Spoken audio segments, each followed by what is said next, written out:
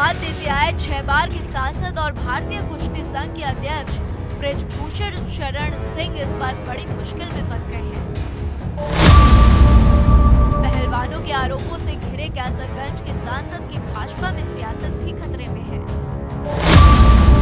अब सवाल खड़े हो रहे हैं कि क्या कई बार पार्टी लाइन से इधर हो जाने वाले ब्रिजभूषण से विवाद के बाद से भाजपा के लोकसभा चुनाव में किनारा कर सकती है। क्या देश भर में चर्चित हुए इस विवाद के बाद दूसरे दल भी उन्हें अपना पाएंगे? अपनी दबंगई की कहानी ब्रिजभूषण खुद खुलकर बताते रहे हैं। आपको बताएं कि एक इंटरव्यू में तो वे हत्या तक की बात कबूल कर चुके हैं। कहते हैं कि एक बार तत्कालीन सीएम मायावती गोंडा में जयप्रभा गांव आई थी।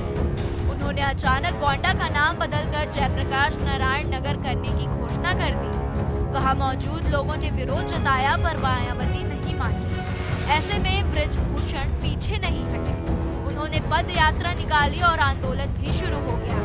मामले में अटल बिहारी वाजपेयी ने हस्तक्षेप किया और गोंडा का नाम नहीं बदला। करनैलगंज सीट से बीजेपी सांसद ब्रिजभूषण शरण सिंह पर दिल्ली पुलिस ने यौन उत्पीड़न से जुड़े 2 मुकदमे दर्ज किए हैं। साक्षी मलिक और विनेश फोगाट समेत कई पहलवानों ने उन पर गंभीर आरोप भी लगाए हैं। ब्रिजभूषण शरण सिंह का कहना है कि इस पूरे विवाद के पीछे कांग्रेस का हाथ है।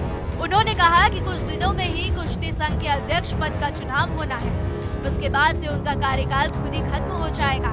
छात्र राजनीति और फिर गन्ना समिति के चुनाव से सियासत में आए ब्रिजभूषण का गोंडा, बलरामपुर, श्रावस्ती, बहराइच और अंबेडकर नगर से लेकर अयोध्या की सियासत में दखल माना जाता है।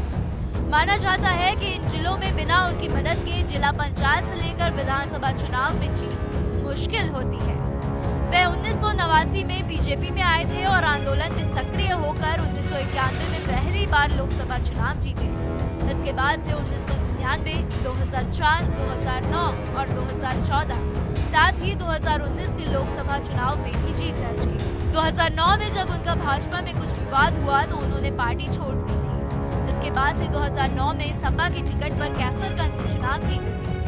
ब्रिजभूषण और विवादों का चोली दामन का साथ है। 1993 में उन पर माफिया दाऊद इब्राहिम के 4 सहयोगियों को अपने आधिकारिक आवास पर शरण देने का आरोप लगा। इस मामले में उन्हें टाडा के तहत गिरफ्तार भी किया गया। हालांकि इससे उनके रसूख पर कोई भी असर नहीं पड़ा। उन्होंने 1996 में जेल से ही गोंडा से अपनी पत्नी केतकी सिंह को लोकसभा चुनाव जितवा दिया। बाद में वह दाऊद मामले में भी बरी हो गए।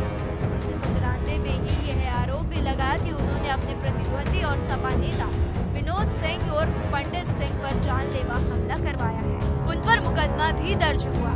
ब्रिजभूषण अयोध्या के विवादित ढांचे के विध्वंस के 40 आरोपियों में भी शामिल रहे और इतना ही नहीं गिरफ्तार भी हुए, पर बाद में वह अदालत से दोषमुक्त हो गए। उन पर गोंडा में ही पूर्व मंत्री घनश्याम शुक्ला की हत्या का भी आरोप लगा, पर वह साबित नहीं हो सका। 2021 में रांची में ब्रिजभूषण ने मंच पर एक पहलवान को थप्पड़ मारा और इस पर चर्चा तो हुई, लेकिन विरोध के स्वर खास